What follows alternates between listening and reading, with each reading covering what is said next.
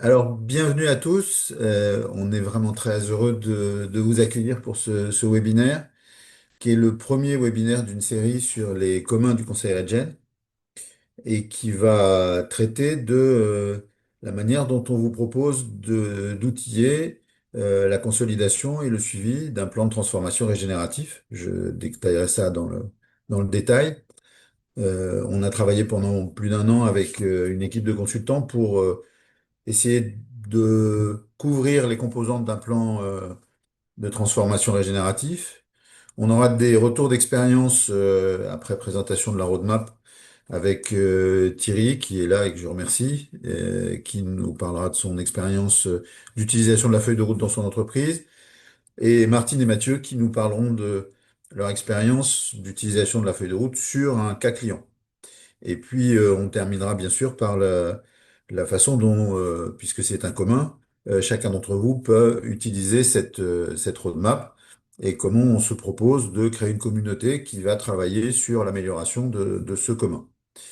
Alors, je suis ici en tant que Conseil Regen. Alors, Conseil Regen, c'est une coalition d'une trentaine de cabinets qui, après la CEC Consulting de 2023, a trouvé que c'était trop bête de ne pas garder cette belle énergie et de ne pas travailler en commun pour accélérer la bascule, pour aider les entreprises en général et les clients en particulier à se tourner vers des démarches régénératives. Depuis que cette coalition existe, ça fait maintenant plus de 2 ans, on a été rejoint par une quinzaine de cabinets qui, sans être aussi engagés aujourd'hui que ne le sont les membres de la CEC, pardon, de Conseil Regen, enrichissent nos travaux et participent à fournir aux entreprises qui souhaitent avoir des informations qualifiées sur ce qu'elles peuvent faire pour accélérer leur bascule régénérative, produisent des communs. On a un soutien très actif de Syntec Conseil et un rapprochement en cours avec Numéum, ce qui montre que l'ensemble de la profession se rend compte que sa capacité de structuration et d'influence est important. Et pour ce qui concerne Conseil Regen, on a plusieurs GT qui produisent des choses qui vont être publiées au cours du semestre là, sur la mesure d'impact, l'observatoire des pratiques, les pratiques RH, qui sera le prochain webinaire là, dans un mois, l'offre en commun, etc. Si jamais vous voulez en savoir plus, je vous ai mis le mail, je le rappellerai à la fin, mais n'hésitez pas à nous écrire pour savoir si soit on connaît des cabinets qui font des choses, soit on peut vous proposer des méthodes. Alors, là, le sujet sur lequel le GT que j'anime a travaillé, c'est comment est-ce qu'on pourrait donner aux entreprises un moyen de structurer et de renforcer le pilotage de leur plan de transformation régénératif. Parce qu'en fait, vous le savez bien, si vous êtes engagé ou si vous travaillez sur le sujet, devenir une entreprise régénérative, c'est vraiment un virage extrêmement complexe, transformateur, qui touche à la stratégie, parce que ça va toucher l'ensemble des piliers qui forment le business model de l'entreprise, mais aussi sa gouvernance, sa culture, sa raison d'être. C'est un changement systémique. Ceux qui ont fait la CEC savent à quel point on insiste sur cette dimension systémique. Donc toutes les parties prenantes internes et externes de l'entreprise, de l'organisation vont être touchées, impliquées et vont être partie prenante de la réussite de ce schéma régénératif. C'est bien sûr une transformation. La définition d'une transformation pour nous, c'est qu'on acquiert de nouvelles capacités, de nouvelles aptitudes. Il va falloir les identifier, les mettre en œuvre, les déployer. C'est un engagement collectif parce que personne, comme je le disais tout à l'heure, dans un changement systémique, n'est épargné et il faut un engagement de tête, cœur, corps, pour reprendre une expression chère à la CEC, de l'ensemble des collaborateurs, mais aussi des partenaires pour faire réussir ce projet. Et globalement, c'est un réarrangement. Et la caractéristique des réarrangements systémiques, c'est qu'ils demandent du temps pour être acceptables et du rythme pour être pertinents. Et donc, c'est ce qui fait que pour réussir une telle opération, on a besoin d'une roadmap, d'une feuille de route pluriannuelle, parce qu'on ne va pas faire ça en 6 mois en claquant des doigts, et qui soutiennent l'ensemble des travaux de l'organisation, avec son niveau de maturité, sa taille, et c'est un des sujets sur lesquels on pourra discuter, C'est que, en fait, on a cherché quelque chose qui soit adaptable à des organisations plus ou moins matures et à des tailles plus ou moins grandes. Bon. Donc, on a réalisé ce qu'on appelle un commun, donc quelque chose qui est publié, vous voyez en bas, en Creative Commons, qui est mis à la disposition du grand public, pour offrir aux organisations un cadre autonome d'évaluation et de pilotage de leur action pour faire du suivi d'avancement, pour qu'il soit aussi utile pour communiquer de manière efficace avec les parties prenantes sur l'ensemble du système qui est en cours, et mais enfin parce que ça c'est la beauté de notre ambition, c'est de partager entre pairs, entre personnes concernées, pour essayer de faire émerger des bonnes pratiques, des méthodes qui servent à tous, et que Conseil Regen pourrait porter à la connaissance du plus grand nombre, dans le but du bien commun, de faire en sorte que ces transformations régénératives soient, sinon faciles, du moins bien outillées, bien documentées, et qu'on ait accès rapidement aux meilleures pratiques. Alors, pour ce faire, je vous le disais, on a réuni une quinzaine de consultants de 10 cabinets, on a rassemblé les composantes identifiées dans des références publiées, la FNOR, AXA Climate, etc.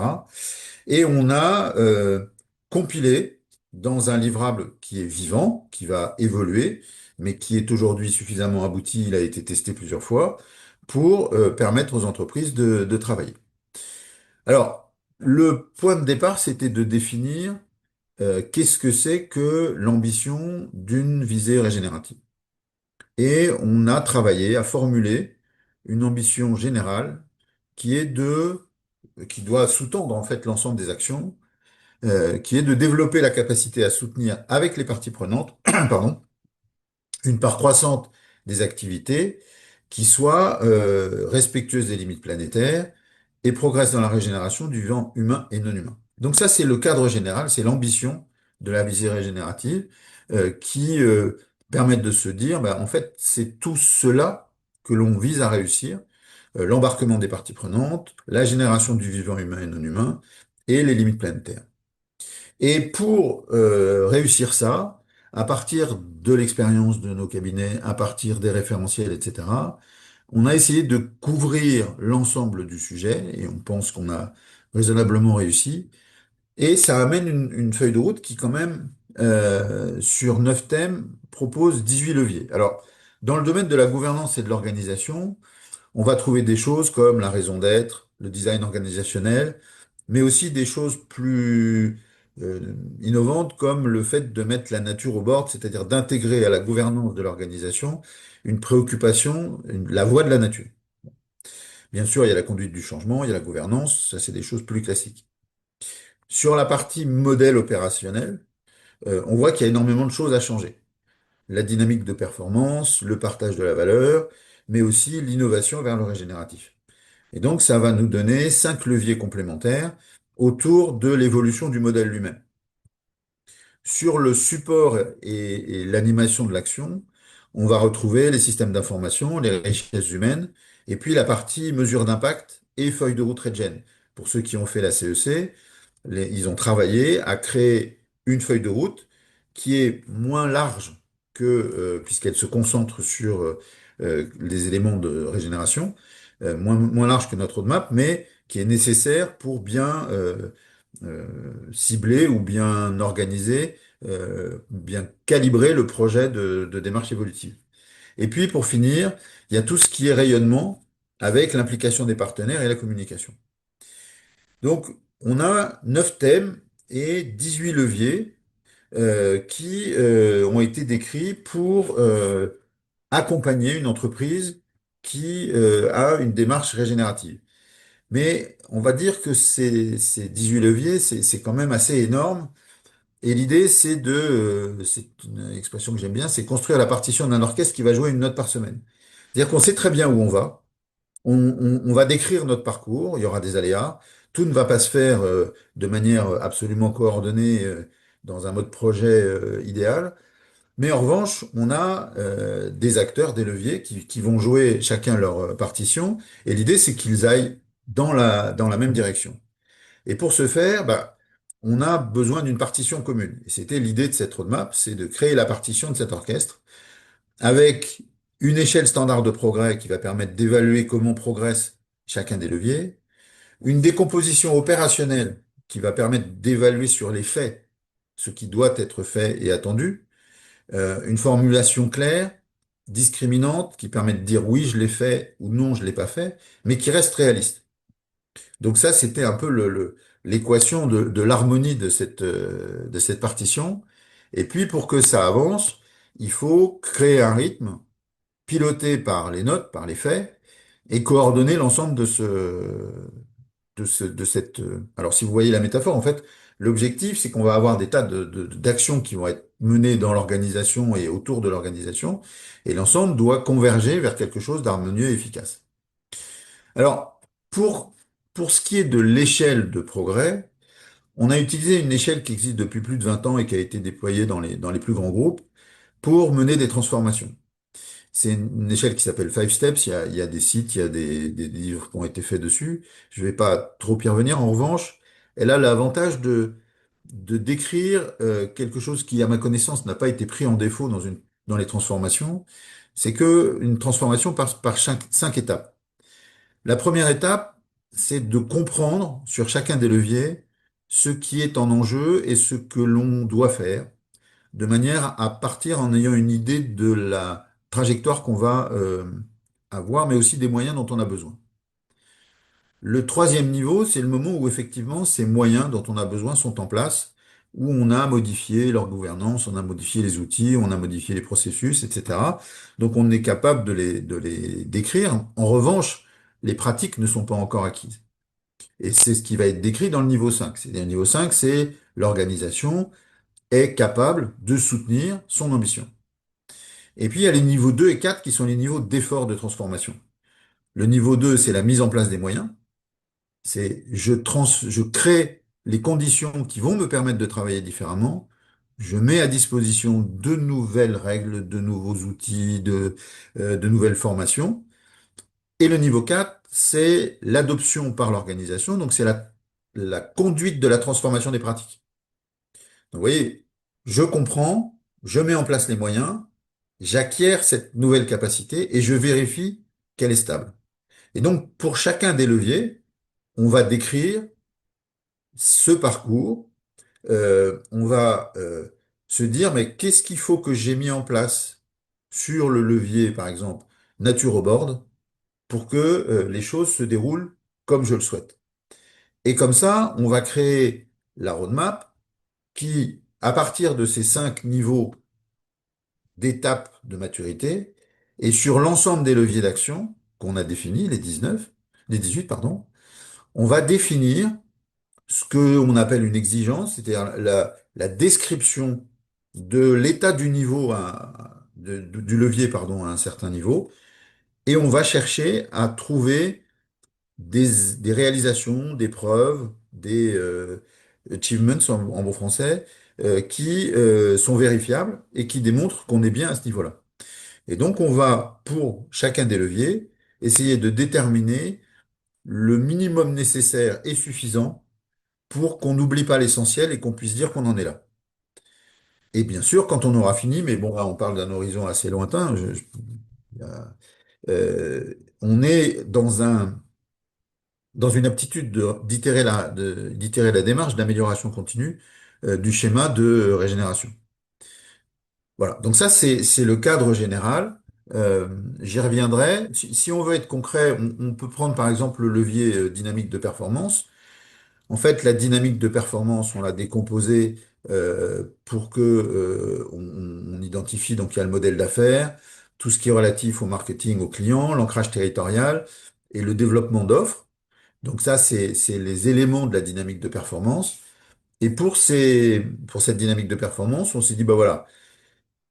L'objectif, c'est que le nouveau modèle d'affaires soit prêt à être déployé. Donc, on va le préparer. Les 2 premières étapes, ça va être de préparer ce nouveau modèle d'affaires. Donc, il faut qu'on identifie ce qu'on va faire, ce qu'on va changer. Il faut on commence à mettre en place des offres, on met en place un discours, on voit quels sont les acteurs qui sont impliqués, etc. Puis un jour, on se dit, bon, ça y est, on peut y aller. Mais une fois qu'on on est prêt, vous savez bien que derrière, il va falloir le déployer dans l'organisation et au milieu des parties prenantes, et puis arrivera un moment où on s'est stabilisé. Et donc, nous, on décrit avec des formulations, alors sur l'écran, ça ne va pas forcément être facile à lire, mais chaque étape est décrite. Par exemple, l'organisation met en œuvre les premières actions de son plan d'action concernant les nouvelles offres à viser et mesure leur impact environnemental, social et sociétal. Donc on se dit, si on en est là, ça veut dire que on est prêt à déployer le modèle d'affaires. Et on va décrire ça pour l'ensemble des leviers. Ce qui donne en fait une checklist, on va dire, pour les organisations sur chacun des leviers pour mesurer leur avancement. Et donc, ça donne, au final, une roadmap complète, donc, qui permet à une organisation de voir où elle en est sur chacun de ces leviers. Elle n'est pas d'ailleurs obligée de travailler sur tous les leviers, ni sur tous les leviers en même temps. Thierry en parlera dans son retour d'expérience. Mais on a obtenu la capacité pour une organisation de savoir où elle en est dans sa trajectoire à visée régénérative. Voilà. Donc, ce que je vous propose, c'est que on passe la parole à Thierry et puis derrière, on se fera une petite séance de questions-réponses parce que je regarderai dans le chat si vous avez posé des questions ou sinon vous pouvez le faire. Voilà. Et donc, cette transformation, on le sait, prendra plusieurs années. Euh, et nous, on se dit, ce qui serait bien, c'est que les organisations qui s'engagent prennent cette feuille de route et tous les mois, ils font le point pour voir s'ils ont avancé, s'ils avancent pas ou quels sont les endroits sur lesquels ils ont des problèmes. Voilà. Donc, Thierry, je te passe la parole. Je vais arrêter mon partage d'écran. Donc, on arrête, Nicolas. Oui. Si tu peux revenir sur le slide 9, comme ça je vais raconter l'histoire sur la base de celui-là. Ça sera Sur lequel, pardon? sur le 9.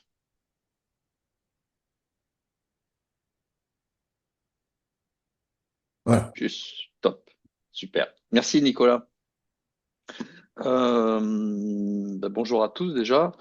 Donc effectivement, Nicolas, il m'a demandé un peu d'illustrer finalement par ce qu'on a fait nous chez Suricat et comment on a utilisé cette roadmap, sachant que la roadmap est arrivée l'année dernière, donc on a participé un peu à la création et on s'est posé la question finalement de savoir comment nous on avait mis en place cette roadmap sans l'avoir au final et du coup j'avais envie de vous raconter un peu cette histoire-là et comment maintenant on l'utilise puisqu'elle existe pour continuer notre transformation.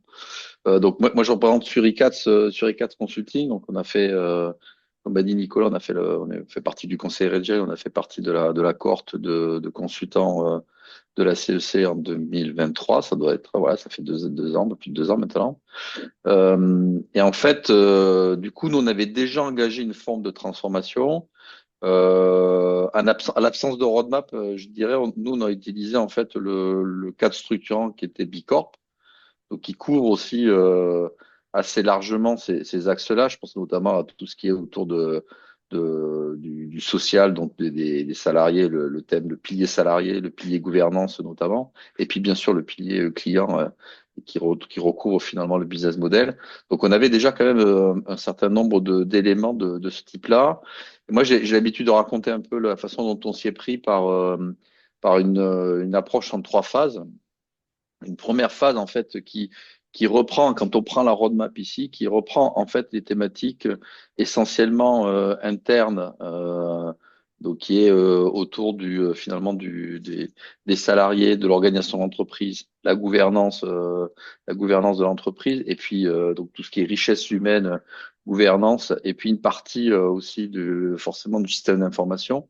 Donc c'est une première phase qui est pratiquement la plus facile à attraper puisque finalement on est déjà en charge de ça. On a déjà une capacité, disons, à agir dessus. Donc nous, la première chose qu'on a fait et les équipes, le collectif qui s'est intéressé à Bicorp a commencé à travailler d'abord sur soi-même, sur comment on peut faire en sorte d'avoir de hausser finalement la façon dont on travaillait avec les richesses humaines, donc avec les salariés. Donc ça touche aussi bien à des sujets sur l'inclusion, les approches de recrutement, la formation bien sûr. assez vite tout ce qui touche à la gouvernance de l'entreprise. Nous, on est organisé en gouvernance collective, donc à holacratie. Donc, on a retravaillé notre design organisationnel. Et puis, la suite de Bicorp, ça a été de travailler sur un passage entreprise à mission, donc la raison d'être. Et de la raison d'être arrive en fait une approche qui vient challenger finalement la proposition de valeur, donc le business model.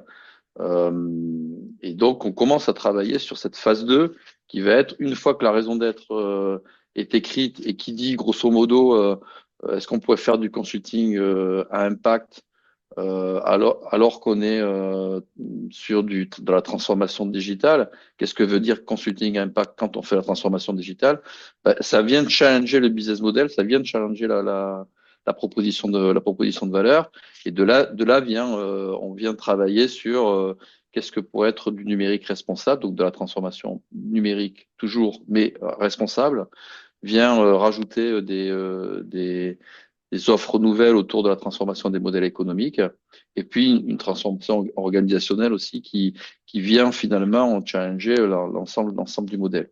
Et donc là, on voit on travaille en phase 2 plutôt sur le cœur métier finalement, donc le business model, donc vient de retravailler la partie proposition de valeur, comment on travaille aussi dans des dynamiques de coopération. Donc on vient retravailler aussi le partage de la valeur. Donc on voit que c'est ces axes un peu plutôt à droite qui sont travaillés en phase 2, parce que plus compliqué, hein, évidemment. Travailler, rechallenger la proposition de valeur, rechallenger ce qu'on fait, forcément, c'est des investissements, c'est des formations, c'est des acquisitions de compétences qu'on n'a pas, donc des recrutements différents. Voilà. Et puis bien évidemment, on vient communiquer autour de ça, parce qu'il faut changer aussi la vision que peuvent avoir les clients de l'entreprise. Donc, on vient travailler aussi sur l'axe communication qui est à droite. Donc, ça c'est la phase 2. La phase 3 où on en est aujourd'hui, bon, ben, d'abord, c'est comme tu l'as dit, Nicolas, il y a bien sûr des étapes, les étapes qu'on voit ensuite sur les slides suivants. Bien sûr, on peut dire je travaille ce levier-là, mais on ne le travaille pas pour la mener tout de suite au niveau 5. On est forcément, on passe par étapes là-dessus. Et puis, le sujet aujourd'hui qui nous occupe, on va dire, qui est cette espèce de phase 3, c'est le travail avec les parties prenantes. C'est probablement le plus compliqué. Enfin, pour moi, c'est le plus compliqué à attraper parce que les dynamiques de coopération, elles sont pas évidentes. C'est pas naturel. Dans la CEC et encore plus avec le Conseil Regen, on travaille avec une vision aussi de coopétition, hein. On est 30 cabinets de conseil qui élaborent des communs. C'est une approche de coopétition. On peut être certes concurrent, mais finalement, on considère aujourd'hui que on est meilleur en étant à plusieurs et en mélangeant finalement nos compétences et nos talents. Voilà, donc ces dynamiques-là, elles sont en cours. Elles se font au sein du Conseil Regen, mais elles se font aussi en dehors et dans des approches de communauté. Voilà, aujourd'hui, c'est vraiment l'axe sur lequel on est en train de travailler. Si j'en rajoutais un autre aussi, c'est toute la dimension régénérative, hein. Là, quand on essaie d'aller choper les étapes 4-5 du modèle de maturité qu'a montré Nicolas, ben, on vient aussi travailler sur le régénératif. Et le régénératif, ça va passer, par exemple, une action qu'on est en train de mettre en place là, qu'on va mettre en place cette année, c'est la nature au board. Donc là, on utilise aussi les travaux qu'a fait Norcis et qui viennent d'être publiés, donc qui nous permettent aussi de ne pas partir de la feuille blanche. Donc on voit toujours qu'on est dans ces dynamiques de coopération. Et puis il y a un élément aussi, c'est pour nous qu'on avait un peu raté je trouve, dans les années précédentes, qui est finalement la dimension aussi investissement, financement qu'on voit dans le business model, alors qu'on avait opéré au départ de notre transformation par des formations et des recrutements, donc qui ne donnaient pas forcément des retours sur investissement immédiats, mais qu'on a pas mal utilisé. Et là aujourd'hui, on est aussi dans une réflexion sur comment on utilise un financement interne, donc un investissement, justement pour aller pousser les choses un peu plus loin Et donc, comment ça se met plus au service finalement de cette fin de transformation, je dirais. Alors, c'est une transformation, c'est jamais terminé, hein, bien sûr, mais cette transformation aussi pour passer plus de temps sur des sujets de coopération, voire d'investissement plus lourds ou plus dans la durée, notamment sur les outils, etc. Donc, on voit que, pour synthétiser, on voit que cette roadmap aujourd'hui, c'était ce que m'avait demandé un peu Nicolas, c'est en fait, elle vient finalement aider quelque part dans la déclinaison opérationnelle de la feuille de route qu'on avait bâtie, puisque la feuille de route de la CEC, c'est un plan à 2030, pas à 30 à 2030. Donc, c'est quand même une espèce de cap un peu lointain qu'on se donne avec des actions qui sont menées. Bah, la roadmap, elle vient apporter finalement une forme de structuration finalement des éléments en disant, bah, tiens, cette année, je vais jouer plutôt sur cette dimension-là ou plutôt sur cette phase-là parce que je suis dans l'étape 3 et donc une forme d'établissement finalement de la transformation. Comment peux m'appuyer là-dessus pour franchir la marche suivante. Donc voilà aujourd'hui, nous, comment on l'utilise pour nous-mêmes. Donc pas encore pour nos clients dans les axes de transformation. C'est une des réflexions qu'on se fait, mais on aime bien d'abord expérimenter sur nous-mêmes avant d'en parler à nos clients parce que forcément, c'est toujours plus pertinent de savoir quels sont aussi les freins et les difficultés qu'on peut avoir à mener ces transformations. Voilà un peu les éléments que je voulais partager avec vous. Nicolas, je sais pas si j'ai oublié des trucs. Non, non, merci beaucoup Thierry, Et voilà. c'est très riche et effectivement, ça démontre bien deux choses, c'est que on n'est pas obligé, d'ailleurs c'est très difficile de gérer tous les leviers en même temps, il faut prioriser, créer des dynamiques et en fonction de la maturité de son organisation, de sa culture, on va plutôt travailler sur un levier que sur un autre et on va choisir l'ordre dans lequel on le fait et ça c'est vraiment intrinsèque, hein, c'est pas du tout un, un impératif de traitement parallèle, il faut accepter ça. Et la deuxième chose, c'est que oui, cette ambition régénérative est très large et donc il faut accepter que bah, on puisse pas tout traiter en même temps, mais qu'il y ait des choses sur lesquelles on n'est pas forcément très près. Euh, la, la roadmap donne permet cette vision et puis ensuite l'organisation adapte son niveau de réponse, l'ordre dans lequel elle le fait, et c'est vraiment fait pour ça. Alors, il y a des questions et je vous en remercie.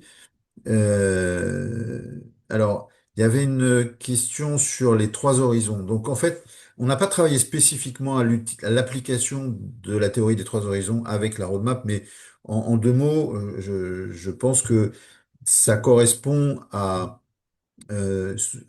plutôt deux itérations que trois, parce que dans les trois horizons, si je me souviens bien, il y a le premier, c'est le business as usual, puis après, on fait évoluer sur le cœur de métier, et puis globalement.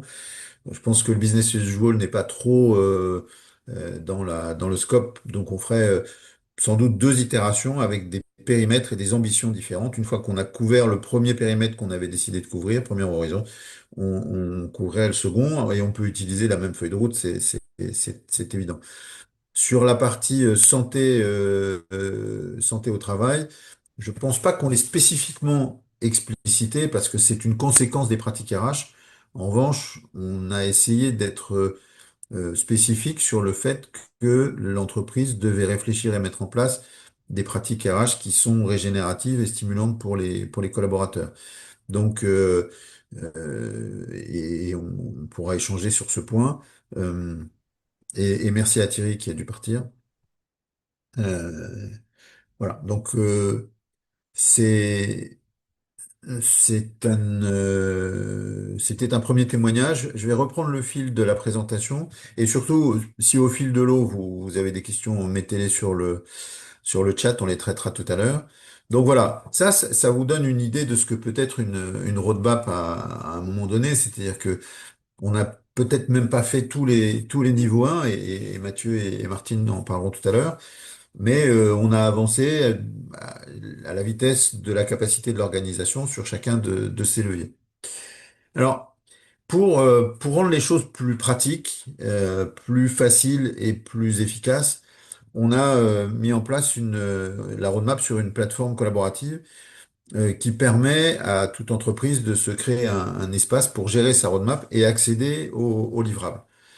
C'est un logiciel qui a été mis à disposition de Conseil Adyen, une plateforme qui porte la roadmap et qui permet de manière facile et ergonomique de faire un suivi sur le long terme de l'avancement de son organisation. Donc là, vous voyez, la feuille de route a été portée et l'entreprise s'est évaluée sur un certain nombre de leviers, sachant que on peut, dans la plateforme, définir les 3 ou 4 leviers sur lesquels on va travailler et masquer les autres. Donc, on a une vision constante de pilotage global de là où on en est. On peut évaluer très facilement son avancement et visualiser le progrès pour le partager avec ses équipes et ses parties prenantes. Et puis on peut, sur les différents attendus, sur les livrables, accéder à des fonctions plus spécifiques et qui vont intéresser l'organisation elle-même. C'est euh, pour mémoire ou pour information de l'ensemble des parties prenantes, voir comment localement on va répondre aux exigences de la roadmap, parce que la roadmap a été construite pour être un support générique qui serve à peu près à toutes les organisations. Donc, forcément, il va y avoir une adaptation dans chaque entreprise de la manière dont par exemple, l'organisation travaille, définit une nouvelle politique marketing et une nouvelle approche client. Eh ben, chaque entreprise va le faire à sa façon et peut expliquer, faire des réponses locales, mettre des tâches ou se mettre pour mémoire des informations parce que quand au bout de 18 mois, on se dira mais en fait, quand est-ce qu'on a présenté les livrables COMEX, ben, on trouve l'information. Donc ça, c'est un support opérationnel pour que l'organisation puisse avancer. Et puis, Conseil Regen travaille en permanence à porter à la connaissance du plus grand nombre des informations qualifiées. Et donc, sur chacun des attendus, chacun des livrables de la roadmap, on va coller des références, des livres, des feuilles de route inspirantes, des choses comme ça, qui font que quand une organisation, n'importe laquelle, arrivera sur un livrable, elle pourra accéder au contenu qui est généré par la CEC, qui est généré par l'UMIA, qui est généré par des entreprises inspirantes, qui est mis à disposition par Conseil Adyen, bien sûr, mais aussi par des cabinets de conseil, l'ensemble fournissant une espèce de boîte à outils accessible pour faciliter la démarche des organisations. Donc, cette plateforme est opérationnelle et elle permet aux entreprises de travailler. Alors, on va passer la parole maintenant, pour que ce soit un peu vivant, à Martine et Mathieu. Je ne sais pas si Martine est là, mais Mathieu est là, j'en suis sûr, qui vont parler d'un cas client qu'on a anonymisé, mais qui est, me semble-t-il, très, très intéressant et complémentaire de ce que Thierry vient de dire. Mathieu, tu peux prendre la parole. Bonjour Nicolas, bonjour à tous. Je suis désolé, ma caméra ne marche pas, donc je vais vous parler juste comme une voix.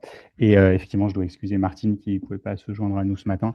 Euh, donc en fait, pour vous donner le contexte, un peu comme Thierry, nous on a regardé la roadmap d'une certaine manière, non pas comme un outil de travail sur un cas où on est en train de l'utiliser, mais on l'a regardé comme quel second regard nous permet-elle de mettre, et avec une vision d'une entreprise très concrète en tête, qui a une visée régénérative, comment est-ce que la roadmap nous permet de bien articuler ce qui est fait, ce qui est en train d'être fait, ce qui n'est pas fait, ce qui n'est pas regardé, etc. Et pourquoi on l'a fait? En fait, parce que Martine et moi, on était sur deux missions différentes, mais un peu sur la même entreprise. Euh, des sujets liés à la régénération, mais pas nécessairement la couvrant en entier, hein. Il y avait une vue performance étendue, performance extra-financière, et une vue aussi ancrage territorial et comment travailler sur les relations avec les différentes parties prenantes et engager les parties prenantes. Et donc, en fait, ce qu'on a mis sur cette slide-là, c'est un peu notre retour d'expérience sur qu'est-ce qui se passe quand on utilise cette roadmap. Nous, on l'utilisait pour la première fois, mais comme ça, ce n'était pas juste une revue de la roadmap. Alors, on l'a utilisé du coup plutôt comme un instrument de diagnostic, c'est-à-dire qu'on ne l'a pas utilisé évidemment comme ce que je viens de vous dire, comme comme suivi d'un projet de mise en route vers le régénératif, mais comme diagnostic, où est-ce qu'on en est. Et quelque part, c'est le mot de la fin qui est dans le deuxième bullet point qu'on vous met là, quelque part, justement, ça permet déjà de voir un des impacts de la roadmap, c'est-à-dire que sans une roadmap, enfin la roadmap, elle rend vraiment manifeste que on peut potentiellement faire du régénératif par petits bouts, mais si on n'a pas une volonté top-down de transformer l'entreprise, quel que soit le rythme, l'allure à laquelle on la transforme, quels que soient les périmètres qu'on a choisis, sans volonté délibérée de transformer l'ensemble de l'entreprise, ben, on fera du surplace. Et la roadmap, elle le rendra très clair. Nous, ça fait 18 mois qu'on travaille, enfin, on travaille depuis 18 mois et ils ont une intention régénérative depuis 18 mois. Ils prétendent pas qu'ils se sont mis en route dessus, donc il n'y a pas de mensonge à soi-même. Mais on voit bien que la plupart des leviers, ils sont soit non commencés, soit en cours juste à l'étape 1. Et puis parfois, on a quelques green shoots où on a des endroits où on pourrait se dire, tiens, ça c'est manifeste de l'étape 2 ou 3, sans qu'on ait pour autant complètement complété l'étape 1. Donc ça, c'est un peu le cadre. Du coup, quel regard on porte sur la roadmap quand on l'utilise comme ça pour un diagnostic? Ben, elle est hyper complète et elle permet justement de se rendre compte des points clés qui existent. Quelque part, c'est une version peut-être moins aride que de lire tout un white paper sur voilà ce que c'est que l'entreprise régénérative. Là, on le regarde et on le vit et on voit bien, ah ben tiens, ça voudrait dire ça. Ah ben tiens, ça voudrait dire ça. Et qu'est-ce que ça voudrait dire chez moi? Donc, ça permet de. C'est toujours difficile de parler de complexité ou d'interdépendance. Ben là, on s'en rend compte. On se dit, ah bah tiens, en fait, si j'agis sur ce point-là, il faut aussi que j'agisse pas que sur la dimension business model, mais sur la dimension gouvernance en même temps, parce que l'un ne pourra pas opérer sans l'autre. Et puis, ça rend aussi manifeste donc, ce besoin d'une ambition complètement exhaustive et affirmée. Et puis, en termes de prise en main, on s'est aussi rendu compte que, en fait, quand on a regardé comment on remplissait la roadmap, on s'est dit, ben, du coup, si on voulait vraiment que les choses bougent, qu'on dépasse ce niveau 1, il y a deux choses qui nous sembleraient probablement très nécessaires, qui viennent compléter cette roadmap. Il faut une vision d'ensemble drivée par une personne très impliquée, justement pour donner droit à cette complexité dont je parlais. C'est-à-dire que si on dit juste la roadmap, c'est 19 leviers, et du coup, il y a 19 chargés de projet, chacun sur son levier, on va perdre quelque chose parce qu'on va perdre les interconnexions et on va aussi se rendre compte que ben, peut-être qu'on est en train de cocher un certain nombre de cases, mais on n'a pas changé notre regard. Et il faut bien se dire que avoir une entreprise à visée régénérative, ça veut bien dire changer son regard, commencer à voir l'entreprise comme un système vivant qui est intégré dans d'autres systèmes vivants et qui contribue à leur santé en général. Ça revient un peu aux questions qu'on avait dans le fil. Donc, il faut quand même qu'il y ait une vue centralisée quelque part, à titre de référence pour faire des allers-retours. Et puis, il faut une vue partagée entre les fonctions et au niveau comité de direction. À nouveau, si je veux faire le lien vers la question sur les 3 horizons, évidemment, on peut utiliser la roadmap en se disant voilà tout ce qu'il faut qu'on ait en tête quand on est en train de lancer quelque chose de nouveau qui correspondrait au 3e horizon, mais on ne s'occupera pas du 1er et du 2e horizon ou du changement de l'entreprise telle qu'elle est si on n'a pas une vision partagée au bon niveau. Donc voilà, ça c'est ce que je peux dire à titre de diagnostic. Et puis à titre de transformation, je ne sais pas, tu me diras Nicolas après si jamais il y a des questions qui viennent, mais peut-être comme ça je complète tout. Et puis à titre d'outil de transformation, c'est aussi important de penser à la gouvernance que l'outil soutient. À nouveau, on pourrait se dire c'est juste du suivi, oui, mais qu'est-ce qu'on fait de ce suivi? Donc quelles sont les instances où on va se dire est-ce qu'on s'adapte? On sait que ça va être itératif nécessairement le régénératif, qu'on peut avoir une roadmap et qu'elle ne sera pas ultra précise jusqu'au bout, ça rejoint le témoignage de Thierry. On a plusieurs phases, plusieurs itérations, on reboucle. Et donc il faut avoir la gouvernance autour de comment est-ce qu'on prend des décisions sur la base de ce qu'on a vu à chaque fois qu'on passait certaines étapes. Et c'est important d'avoir ces itérations si on veut vraiment maintenir l'intégrité de la démarche. Autrement dit, rester fidèle à une intention régénérative.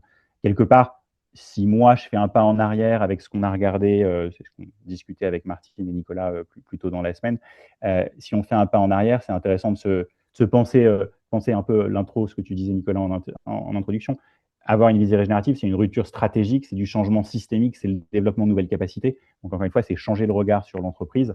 La roadmap, ça va être un outil, c'est pas quelque chose de suffisant. C'est pas de cocher chacune des cases qui va permettre d'arriver à tout à coup, paf, je suis régénératif. Si j'ai pas changé mon regard, que j'ai complètement mes automatismes et que je continue à garder différents silos, ça fonctionnera pas parce que justement, c'est un peu l'opposé d'un système vivant. Donc c'est pour ça que c'est important d'avoir cette gouvernance autour du sujet. Voilà, j'espère que c'était clair et pas trop abstrait en même temps. Encore une fois, comme je ne peux pas désanonymiser le client, c'est un peu ça qu'on pouvait dire. Alors, Tic, tic, tic. Bon. Merci beaucoup, Mathieu. Oui, effectivement, et c'est un défi. On- une ambition régénérative, c'est systémique, donc ça concerne l'ensemble de l'organisation, mais pendant un moment, et c'est souvent le cas des transformations, pendant un moment, pendant les travaux, la vente continue.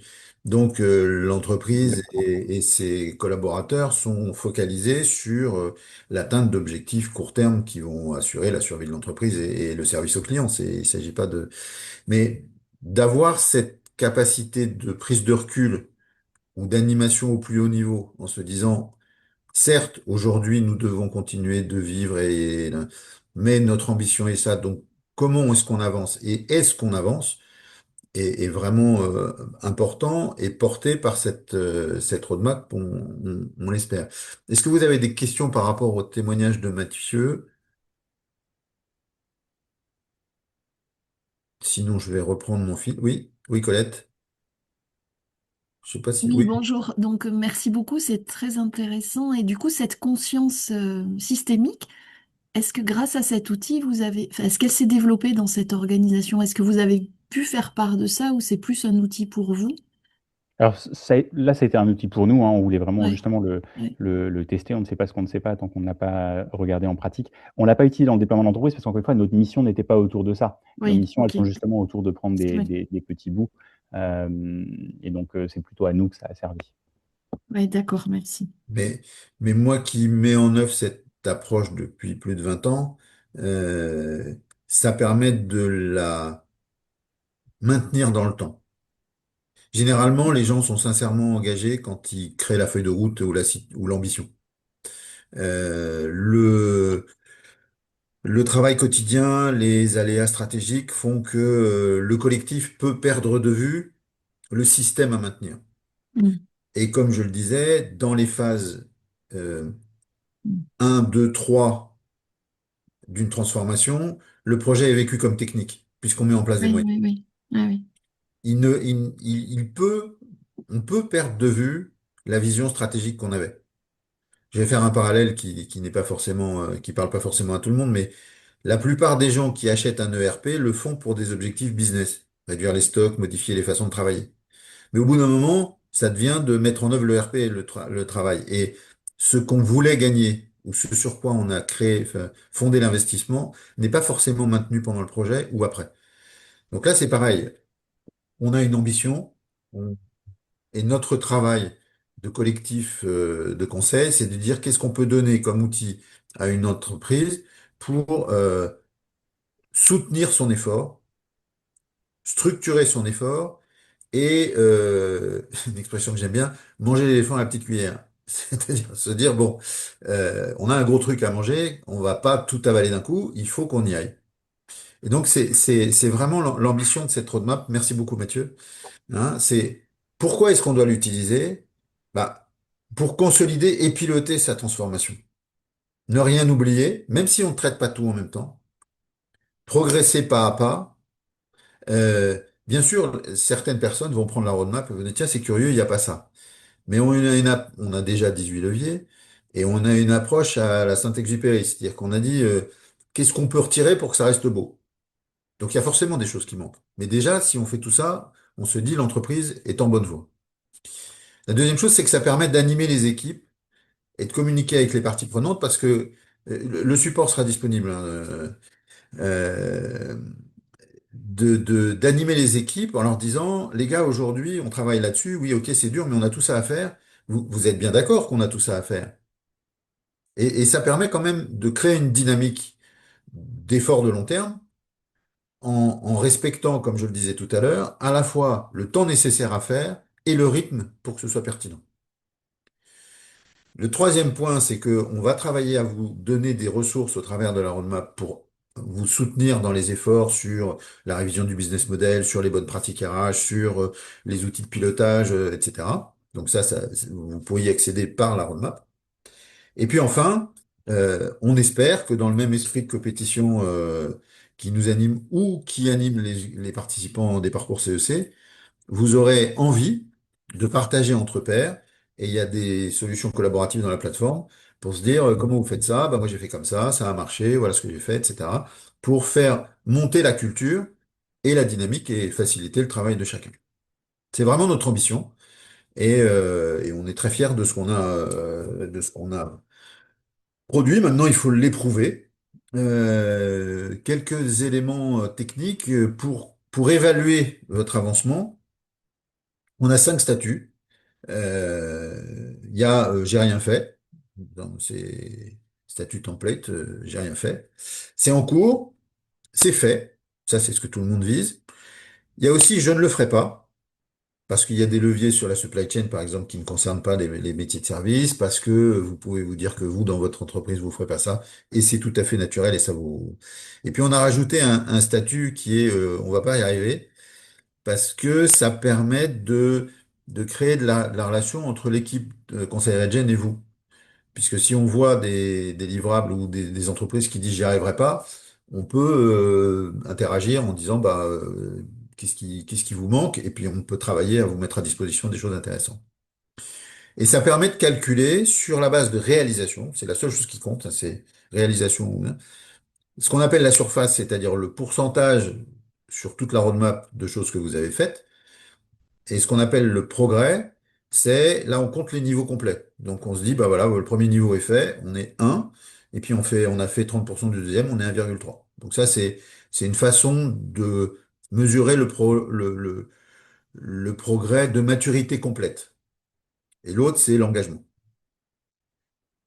Euh, une fois encore, c'est une méthode qui existe depuis 20 ans et qui a été éprouvée dans les plus grands groupes. On sait que ça marche en fait. C'est exigeant, mais ça marche. Pour, euh, pour vous fournir la roadmap, on a pensé à 4 formats. Il y a le format la roadmap complète, où vous avez les 18 leviers, et sur l'outil, vous pouvez sélectionner les deux sur lesquels vous travaillez, pour ne pas être pollué, je dirais, dans la lecture par les autres. Mais vous avez en permanence l'ensemble des leviers sous la main. Il y a un deuxième set qu'on a proposé, où, si vous vous rappelez le slide 9 sur lequel Thierry a travaillé, il y avait 4 blocs. Il y avait gouvernance et organisation, il y avait business model, rayonnement, et puis support. Donc on a fait 4 sous-roadmaps, en fait, on va dire, qui vous permettent de répartir le travail, sachant que ce que disait Mathieu est très important, on est dans un système. Donc de toute façon, vous allez trouver dans l'un des choses que vous avez dans l'autre, vous avez besoin de l'un pour faire l'autre. Mais ça permet enfin, c'est une proposition pour les organisations qui souhaiteraient le faire comme ça. On verra bien ce qui marche, quels sont les retours d'expérience. Et puis on a le côté jeu de cartes où vous avez, on vous donne une roadmap par levier. Donc ce que je vous ai montré sur le modèle, là, vous aurez 18 roadmaps. Et puis la plateforme vous donne un score consolidé, mais vous n'avez pas de vision globale. Personnellement, je pense que ça n'est pas une bonne façon de rendre compte de l'ambition du projet. Mais ça peut être opérationnel et puis à la limite, chacun fait comme il veut. Et chaque entreprise s'adressera à nous en disant, bah moi je veux ce set ou cet autre set s'il souhaite aller sur la plateforme. Parce que concrètement, qu'est-ce qu'on vous propose là tout de suite pour utiliser la première chose, si vous voulez être en standalone, si vous voulez faire ça dans votre coin et sans autre forme de procès, on a mis à disposition sur GitHub, qui est une plateforme de partage des communs. Euh, donc on a une page sur GitHub où vous trouverez la roadmap, les notices d'explication, et puis vous pourrez échanger avec nous par mail. Si vous voulez avoir accès à la plateforme pour tester, travailler votre roadmap il suffit de nous envoyer un mail avec le nom de la boîte, le type de set que vous voulez, une roadmap, 4 roadmaps ou 18, le nom et le mail du porteur, et puis si vous avez une équipe jusqu'à 4 personnes, on les héberge. Euh, et comme ça, vous aurez votre accès privé à la roadmap qui sera votre roadmap et l'accès aux ressources que l'on publie régulièrement sur les différents livrables. Si vous avez n'importe quelle question par rapport au contenu de ce séminaire, je vous ai rappelé le mail que je vous rappellerai tout à l'heure parce qu'il faut solliciter les interrogations. Euh, Notre travail est publié sous licence Creative Commons. Ça veut dire que quand vous l'utilisez, alors évidemment sur la plateforme c'est le cas, mais quand vous l'utilisez en dehors, c'est bien vu, normal, on va dire, de citer la source, c'est-à-dire que le support que vous utilisez a été créé par Conseil Regen, et vous avez le droit de le faire évoluer, de le travailler comme vous le souhaitez, le réadapter, le réutiliser. S'il y a quand même des consultants, vous pouvez même faire du business avec. On a eu un grand débat là-dessus, mais moi j'ai considéré que si on voulait que ça se développe, il fallait que les consultants puissent faire du business avec. En revanche, ils n'ont pas le droit de vendre la roadmap qui est dans le commun. Et si jamais ils republient une roadmap, il faut qu'ils indiquent que c'est publié ou modifié à partir de Conseil Regen et que ils le publient si possible dans le même genre de conditions, c'est-à-dire accessibilité à tout le monde, en gratuité et avec nécessité de citation. Voilà. Donc vous pouvez utiliser la roadmap, la faire chez vous, mais on vous demande simplement de respecter le travail des cabinets et de conseillers Regen qui vous a mis ça à disposition. Donc, pour toute question sur la feuille de route, ben, vous avez un mail qui vous est donné. Sur Conseil Regen, vous avez un. Et sur l'utilisation de l'outil, mais ça c'est pour ceux qui l'utiliseront, euh, vous avez un mail de support. Donc, je pense que le support de la présentation. Ah, Mathieu, tu veux prendre la parole? Pardon, excuse-moi. Je voulais pas t'interrompre, Nicolas, mais c'est juste que je pensais à une chose en t'écoutant et une référence qu'on a eue avant. C'est préciser sous ton contrôle, mais cette roadmap, elle est donc pour se mettre en action et pour suivre ses actions et son plan de déploiement. C'est pas un outil de mesure absolue, parce que la roadmap, justement, elle est personnalisée à chaque entreprise. Et donc, quand tu décrivais en fait les ratings qu'elle permet de se donner, 5 sur 5, c'est j'ai atteint mon objectif. Ça ne veut pas dire 5 sur 5, je suis plus régénératif que l'entreprise d'à côté qui a 4 sur 5, puisque en fait, ça dépendra vraiment de la roadmap que chacun s'est fixé. Donc, c'est pas redondant avec des outils qui sont. Il y a beaucoup de discussions aujourd'hui sur est-ce qu'il pourrait y avoir des regen scores, des impact scores, des mesures d'impact, etc. C'est pas redondant parce que là, on est vraiment sur l'entreprise, n'est-ce pas? Tout à fait. Tout à fait. Et de la même manière, certaines cases de la roadmap, si pour parler vulgairement, demandent des travaux, un parcours. Ce parcours n'est pas porté par la roadmap. La roadmap vous permet juste de dire, je suis en chemin et vous dire, je suis arrivé. Et on vous mettra, quand ça existe, par exemple sur la formation du personnel, si vous devez faire un plan de formation, on vous mettra des liens vers des sites qu'on a qualifiés comme étant de bonnes références pour construire un plan de formation.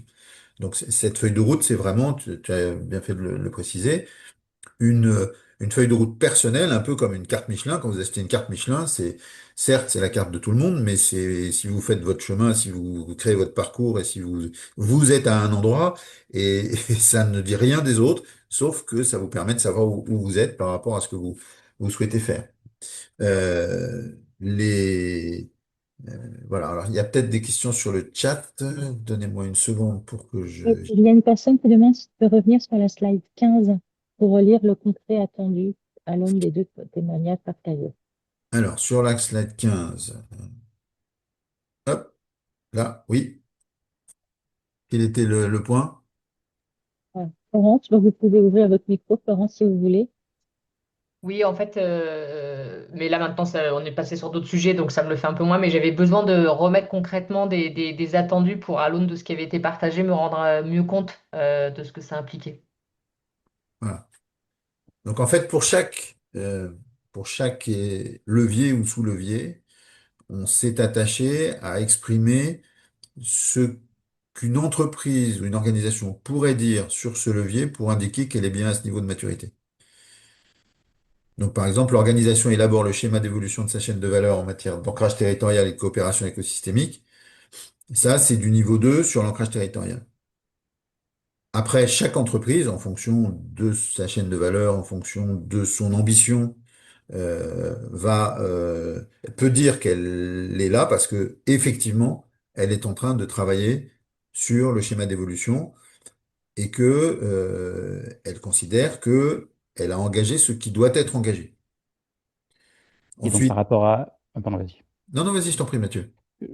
Pour revenir justement sur quand moi je parlais de où on en est et comment est-ce qu'on peut avoir l'impression de faire du surplace, l'entreprise qu'on regardait, ben, typiquement, si je prends la première ligne, modèle d'affaires, l'organisation a procédé à un diagnostic de ses atouts et vulnérabilités avec une vision long terme au regard des limites planétaires. Bah, la réponse était non.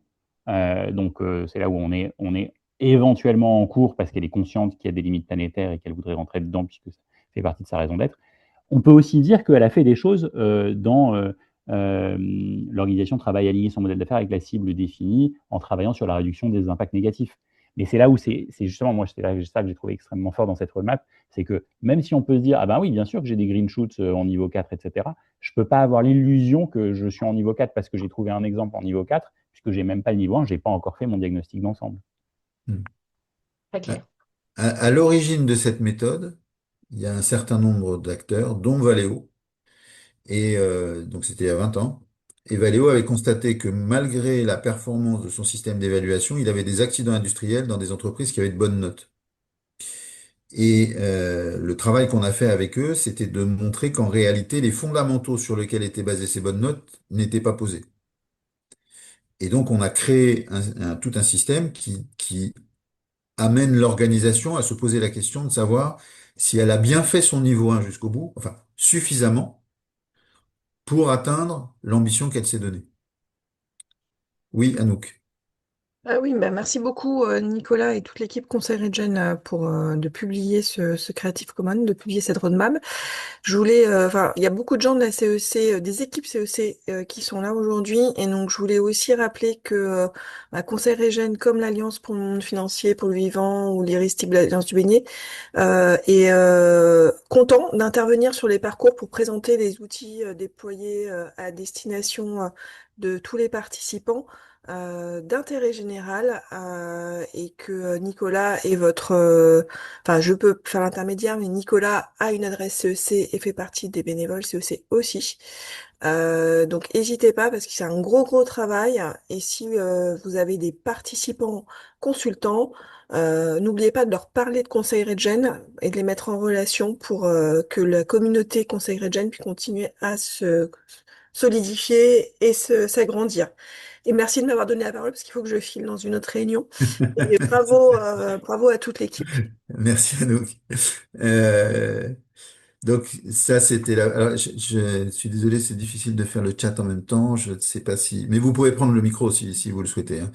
Euh, Tu as surtout beaucoup de remerciements, Nicolas, bon, ok. plus que de questions. C'est parfait. Alors, puisqu'on en est là, j'en profite pour vous dire que vous aurez un autre webinaire extrêmement intéressant dans un mois sur les pratiques RH. Comment est-ce que les pratiques RH peuvent devenir régénératives? Et il y avait une intervention dans le chat tout à l'heure sur les pratiques de santé, sur le fait qu'il faut arrêter de nuire avant de régénérer, et c'est bien évident. Et Emmanuel, Sophie font partie de Conseil Regen et ils ont fait un travail énorme de recensement et d'organisation de ce que peuvent être des pratiques RH régénératives.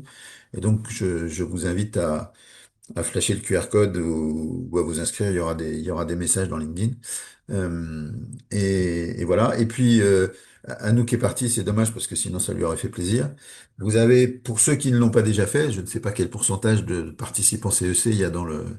Vous avez en ce moment des parcours CEC qui sont en phase de lancement, des parcours régionaux, Ouest, Occitanie, Massif Central, Île-de-France, Provence-Méditerranée, Centre-Val de Loire, Hauts-de-France, et un parcours agri-agro.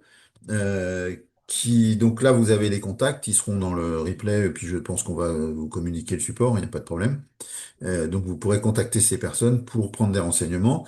Pour ceux qui ne le savent pas, un parcours CEC, c'est vraiment un parcours transformatif sur un plan personnel. C'est vraiment exceptionnellement enrichissant et déstabilisant dans le bon sens. C'est-à-dire que ça vous amène à revoir et reconsidérer beaucoup de choses.